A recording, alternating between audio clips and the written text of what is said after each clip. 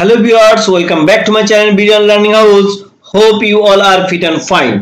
আজকে আমরা শিখব why to plus verb এর v1 form. why to plus verb এর v1 form এইটার ব্যবহার দেখব। কি অর্থে ব্যবহার করব সবকিছু আস্তে আস্তে ক্লিয়ার হবে। দেখেন আমরা যখন ভবিষ্যতের কোন বাধ্যবাধকতা নিয়ে কথা বলি হয় সেটা অ্যাক্টিভ ভয়েস বা প্যাসিভ ভয়েস, অর্থাৎ সেটা আপনি যদি কোনো সাবজেক্ট উপস্থিত থাকে তার উপস্থিতিতে কোনো বাধ্যবাধকতা ধরনের সেন্টেন্স মেক করতে চান বা প্যাসিভ ভয়েস যেখানে সাবজেক্ট অনুপস্থিত থাকবে এই ধরনের সেন্টেন্স মেক করতে চান, তখন আমরা হ্যাভ টু বা উইল হ্যাভ টু দিয়ে সেন্টেন্স মেক করি। যেমন আমি যদি বলি যে আমাকে কি স্কুলে যেতে হবে, তখন আমরা কিভাবে বলি I have to go to school, তাই না? I have to go to school, আমাকে স্কুলে যেতে হবে। কি তাই বলি না? I have to go to school, এখানে একটা বাধ্যবাধকতা বোঝাচ্ছে। ক্লিয়ার? আবার যদি বলি যে হি হ্যাজ টু কুক, তাকে রান্না করতে হবে, তাই না? দেখেন এখানে প্রত্যেক দুইটা সেন্টেন্সে কি বোঝাচ্ছে, একটা অব্লিগেশন বোঝাচ্ছে, তাই না? যে I have to go to school, আমাকে স্কুলে যেতে হবে, একটা বাধ্যবাধকতা বোঝাচ্ছে। সেকেন্ড সেন্টেন্সে বলছে হি হ্যাজ টু কুক, তাকে রান্না করতে হচ্ছে। ক্লিয়ার? এই যে সেন্টেন্সটা লিখছি এটা কি দুইটা হলো ফিউচার টেন্সে বোঝানো হচ্ছে। অনেক ক্ষেত্রে দেখবেন যে ফিউচারটা এইভাবেও বোঝানো হয়, I will have to cook, I will have two I will have to go to school. ওকে, এই সেন্টেন্সটাও লেখা যায় যে he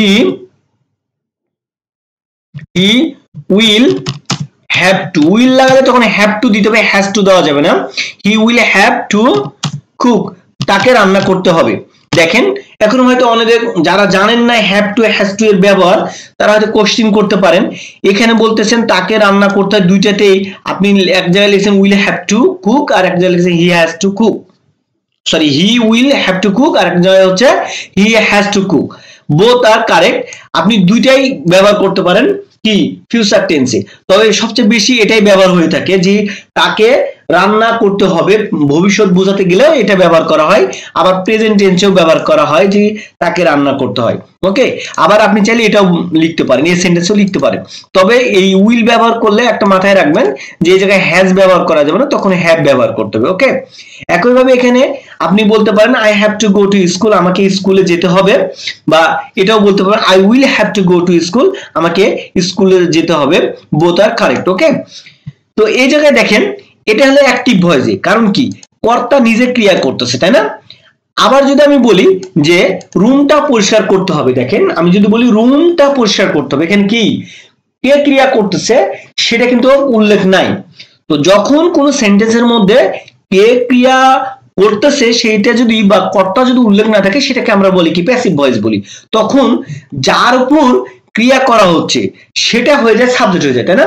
তার মানে ক্রিয়া করা হচ্ছে কি রুমের উপরে না, যে রুমটা পরিষ্কার করতে হবে, তাহলে কি হবে সেটা সাবজেক্ট হয়ে যাবে, যার উপর ক্রিয়া করা হবে সে সাবজেক্ট। তাহলে রুম, দা রুম, দেখেন দা রুম কি রুম পরিষ্কার করতে হবে, the room have to be clean. এইখানে প্যাসিভ ভয়েস করে একটাই শর্ত হচ্ছে তখন কি হবে, একটা বি এক্সট্রা লেগে যাচ্ছে। এখানে আমরা যখন অ্যাক্টিভ ভয়েস করছি দেখেন কি হচ্ছে, হ্যাভ টু এর পরে কি আছে সরাসরি একটা ভার্ব আসছে, তাই না? এই যে দেখেন হ্যাভ টু, তাই না? প্রথমে একটা সাবজেক্ট, সাবজেক্টের পরে আসছে কি হ্যাভ টু, এখানে আসছে কি হ্যাভ টু, দেখেন একটু ভালো করে বুঝেন, হ্যাভ টু এর পরে একটা ভার্ব আসছে আর ভার্বটা হলো V1 ফর্ম, প্রেজেন্ট ফর্মে হচ্ছে, তাই না? এইখানে কি হচ্ছে দেখেন এখানে সাবজেক্ট, তাই না? সাবজেক্টের পরে এখানে কি হচ্ছে একই এর মতো আসছে হ্যাভ টু আসতেছে, বাট এখানে কি হচ্ছে প্যাসিভ ভয়েস, এখানে তাই না ক্রিয়া কে করতেছে সেটা উল্লেখ নাই। এর জন্য আমরা এই রুমটা পরিষ্কার করা বোঝাচ্ছে এই অবজেক্টটাকে আমরা সাবজেক্ট করে দিয়েছি, তাই না? আর এই প্যাসিভ ভয়েস করার জন্য এক্সট্রা একটা আপনাকে টু লাগাইতে হবে, কি লাগাতে হবে, সরি এক্সট্রা একটা বি লাগাতে হবে। এই জন্য আমরা এখানে বি অ্যাড করে দিয়েছি। আর যখন বি অ্যাড হয়ে যাবে তখন এখানে দেখেন অ্যাক্টিভ ভয়েসে যেমন এখানে ছিল V1 ফর্ম হয়েছিল ভার্বের, এখানে সবসময় হয়েছে V3 ফর্ম। আর প্যাসিভ ভয়েসে সবসময় মাথায় রাখবেন যে মূল ভার্বটা থাকবে সেটা সবসময় V3 ফর্ম হবে। ওকে, তাহলে দেখেন আমি যখন ফিউচার টেন্সে কোনো অব্লিগেশন বোঝাচ্ছি, অ্যাক্টিভ ভয়েস বা প্যাসিভ ভয়েস দুটাতে আমি কি হ্যাভ টু ব্যবহারকে ইজিলি সেন্টেন্স মেক করতেছি, তাই না? বাট আমি যদি এই ধরনের সেন্টেন্স গুলো দেখি যে কেন আসতে হবে, দেখেন রান কেন আসতে হবে, বা বলতেছে যে রান্না করতে হবে কেন, বা কেন শিখতে হবে, কেন অনুশীলন করতে হবে, সেখানে যেতে হবে কেন, এই যে দেখেন প্রত্যেকটাতে কি হয়েছে, একটা অব্লিগেশন আছে, যেতে হবে, হাসতে হবে, বলতে হবে, একটা অব্লিগেশন আছে। বাট এখানে একটা জিনিস লক্ষ্য করেন, এখানে শুধু কি বলছে দেখেন, কেন আসতে হবে, আসতে হবে ক্রিয়া শুধু বোঝাইছে, এখানে কোনো অবজেক্ট নাই, এখানে কোনো সাবজেক্ট নাই। যদি কোনো সাবজেক্ট থাকতো তাহলে আমরা কি করতাম, এই অ্যাক্টিভ ভয়েসের নিয়ম অনুসারে করতাম, ক্লিয়ার? আবার যদি সাবজেক্ট উল্লেখ না থাকতো, যে কে ক্রিয়া করতেছে এটা উল্লেখ না থাকতো, বাট কার্বর ক্রিয়া করতেছি সেটা উল্লেখ থাকতো, তাহলে আমরা কি করতাম, প্যাসিভ ভয়েসে করতাম, এটার মতো করতাম, এই যে এটার মতো করতাম, তাই না? এটার মতো করতাম। কিন্তু এখানে দেখেন আমার না সাবজেক্ট আছে না অবজেক্ট আছে, কেন আসতে হবে, আশা বোঝাচ্ছে, কোনো অবজেক্ট সাবজেক্ট নাই। পরেরটা দেখেন রান্না করতে হবে মানে কুক করা, তাই না? এখানে কোনো সাবজেক্ট বা অবজেক্ট নাই। কেন শিখতে হবে, কেন অনুশীলন করতে হবে, সেখানে কেন যেতে হবে, প্রত্যেকটা জায়গায় দেয়ার কিন্তু আবার অবজেক্টের ভাবেন না, তাই না? এর পুরো ক্রিয়া করা হচ্ছে না, অবজেক্টটা হচ্ছে কি যার উপরে ক্রিয়া করা হবে, তাই না? কাজ করা হবে, কিন্তু সেখানের উপরে কিন্তু ক্রিয়া করা হচ্ছে না, তাই না? এখানে একটা অবস্থান, সেখানে একটা কি বলছে স্টেট বোঝানো হচ্ছে। তো এই প্রত্যেকটা সেন্টেন্সে দেখেন সাবজেক্ট এবং অবজেক্টের অনুপস্থিত আছে। তো এই সাবজেক্ট এবং অবজেক্টের অনুপস্থিত থাকলে এই ধরনের সেন্টেন্স গুলো আমরা মেক করব কি, হোয়াই টু প্লাস ভার্বের V1 ফর্ম দিয়ে, ক্লিয়ার? হোয়াই প্লাস ভার্বের V1 ফর্ম দিয়ে আমরা কি করব, সেন্টেন্স মেক করব, তাই না? এবং এটা কি খুবই একটু সহজ একটা টপিক, এই টপিকটা সহজ, আপনি চাইলে কি করতে পারবেন, এই ধরনের সেন্টেন্স গুলো খুব ইজিলি মেক করতে পারবেন, খালি একটু যদি আপনি জানতে পারেন বা কি একটু শিখতে পারেন যে কিভাবে আমি এটা মেক করব, তাহলে খুব ইজিলি কিন্তু আপনি এই ধরনের সেন্টেন্স গুলো মেক করতে পারবেন। ওকে, তো দেখি, দেখেন এখন যদি বলেন যে কেন আসতে হবে, তাহলে কিভাবে করব, হোয়াই কি টু কাম, দেখেন কত ইজি, হোয়াই টু কাম, শেষ, সেন্টেন্স মেকিং শেষ। হোয়াই টু কাম, কেন আসতে হবে, কেনর জন্য হোয়াই, আর আসতে হবে, যেহেতু আসতে হবে এই জন্য টু যুক্ত ভার্ব ব্যবহার করা হয়েছে, এটা কি, এটা মূল ক্রিয়া, এর আগে একটা খালি টু বসানো হয়েছে, তাই না? হোয়াই টু কাম, কেন আসতে হবে।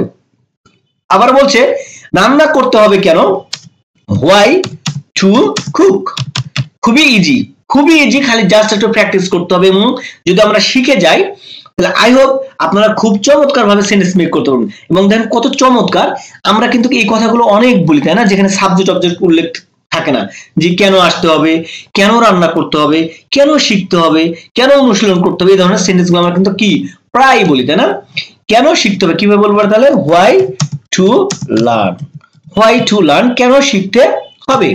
আবার এখানে বলছে কেন অনুশীলন করতে হবে, দেখেন চমৎকার না, কেন অনুশীলন করতে হবে, হোয়াই টু কি অনুশীলন না, practice, practice, why to practice. একটা কথা আমরা একটু শুনি বা দেখেন, জানেন সবাই যে আমরা যখন কোনো রেস্টুরেন্ট বা বাসায় যখন ডেলিশিয়াস রান্না করে, তখন আমরা কি খুবই মনোযোগ সহকারে খাই, বা খুব চমৎকার ভাবে খাই, বা খুব আগ্রহ সহকারে খাই, তাই না? বা চেটে পুটে আমরা খেয়ে নিই, কিন্তু আমরা এই জিনিসটা ক্যালকুলেশন করি না যে এই একটা রান্না করতে কতটা পরিশ্রম দিতে হয়, কতটা সময় লাগে। কিন্তু যখন খাবারটা তৈরি হয়ে যায়, রান্না হয়ে যায়, তখন দেখতেও ভালো লাগে, খেতেও ভালো লাগে। তাহলে একটা জিনিস বুঝেন, যখন আপনি রান্নাটা করবেন তখন যদি একটু ভালো করে রান্না করেন, একটু পরিষ্কার পরিচ্ছন্ন করে রান্না করেন, ডেলিশিয়াসলি বা খুব স্পেসি আকারে কি করেন রান্না করেন, তখন দেখবেন খাইতে আপনার কি লাগবে, চমৎকার লাগবে বা সুন্দর লাগবে, টেস্টি হবে, তাই না? ঠিক একইভাবে আপনি যদি প্র্যাকটিস করেন প্রতিদিন, ছোট ছোট ইংলিশ গুলো শিখেন যদি প্রতিদিন, যখন আপনার দেখবেন যে ছোট ছোট টপিক গুলো শিখে ফেলেছেন বা প্র্যাকটিস করতেছেন রেগুলারলি, তখন দেখবেন ওই খাবারের মতো যে খেতে আপনার কি লাগতেছে, অনেক টেস্টি লাগতেছে, তাই না? অনেক চমৎকার লাগতেছে। একইভাবে আপনি শিখে গেলেন ইংরেজি, তখন দেখবেন আপনি কি ফ্লুয়েন্টলি বা এবং চমৎকার ভাবে কারোর সাথে অন্য কারোর সাথে কি করতেছেন, কনভারসিয়েট করতেছেন। ওকে, আই হোপ আমি যেটা বোঝাতে চাইছি আপনাদেরকে আপনারা বুঝতে পারছেন। এখানে বলছি দেখেন সেখানে যেতে হবে কেন, তাহলে why to go there, why to go there. Okay, দেখেন এখানে সাবজেক্টও নাই অবজেক্টও নাই। ওকে, এখানে কিন্তু সাবজেক্ট না অবজেক্ট নাই, এখানে মাথায় রাখবেন দেয়ার কিন্তু একটা static object, not a subject. বলতে হবে কেন, তাই না? কেন বলতে হবে? হোয়াই টু এরকম হয় না, বলতে হবে কেন, এরকম বলি না, কেন বলতে হবে, এগুলো বলি তাই না? কেন বলতে হবে? হোয়াই টু টেল, কেন বলতে হবে? হোয়াই টু টেল, কেন বলতে হবে, তাই না? হাসতে হবে কেন, এরকম না, কেন হাসতেছো, এরকম বলি না, কিন্তু আমরা বলি যে হাসতে হবে কেন, তাই না? হাসতে হবে কেন? Why to love, why to love, হাসতে হবে কেন। ক্লিয়ার? দেখেন অনেক ইজি, কিন্তু আমি এই জন্য তো এক্সাম্পলটা দিলাম, আগে ভালো করে প্র্যাকটিস করেন, শিখেন, দেখবেন অনেক ইজি লাগবে। হাঁটতে হবে কেন? হোয়াই টু ওয়াক, হাঁটতে হবে কেন। আমি আপনাদেরকে আসলে এই ছোট্ট টপিকটি বোঝানোর আগে আপনাদেরকে যে হ্যাভ টু এর ব্যবহারগুলো দিয়ে বোঝানোর চেষ্টা করলাম, এটা যদি আপনি ক্লিয়ার বুঝতে পারেন, দেখবেন এই ধরনের সেন্টেন্সগুলো খুবই ইজি ভাবে সেন্টেন্স মেক করতে পারতেছেন। ইভেন আপনি ওটা না জানলেও কি এইগুলো যদি আপনি বাসায় বসে প্র্যাকটিস করেন, তাহলে দেখবেন কি এই ধরনের ছোট ছোট সেন্টেন্সগুলো ইজিলি মেক করতে পারতেছেন। তা আমি যে সেন্টেন্সগুলো আপনাদেরকে দেখালাম বা শিখালাম, আপনারা এখন এর অল্টারনেটিভ বা এটা ছাড়া আরো 10টা বা 20টা সেন্টেন্স নিজে থেকে লেখেন, লিখে বারবার প্রোনাউন্সিয়েট করেন, হ্যাঁ, বারবার প্র্যাকটিস করেন, লিখেন। আই হোপ তারপর দেখবেন ইজিলি আপনারা কি কথা বলতে পারতেছেন। ওকে, তো আজকের মতো এখানে শেষ করছি, দেখা হবে নেক্সট কোনো ভিডিওতে। আসসালামু আলাইকুম, আল্লাহ হাফেজ।